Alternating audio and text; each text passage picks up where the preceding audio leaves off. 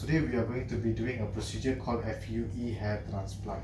So the whole procedure takes roughly about 8 to 10 hours or more or less, right? We are going to be focusing on the local anesthesia over the donor area first, then only we focus over the recipient side. Okay, do you have any questions, sir? No. Alright, shall we start? Sure.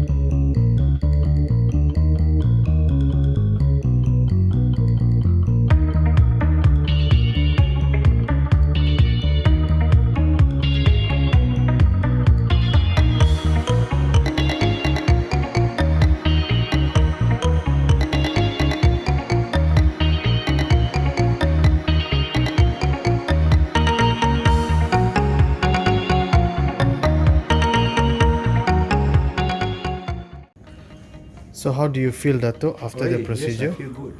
Procedure is comfortable. There's no pain. Yeah, it's smooth, and I'm looking forward for my hair to grow. Eyebrow there also later. Thank you, doctor.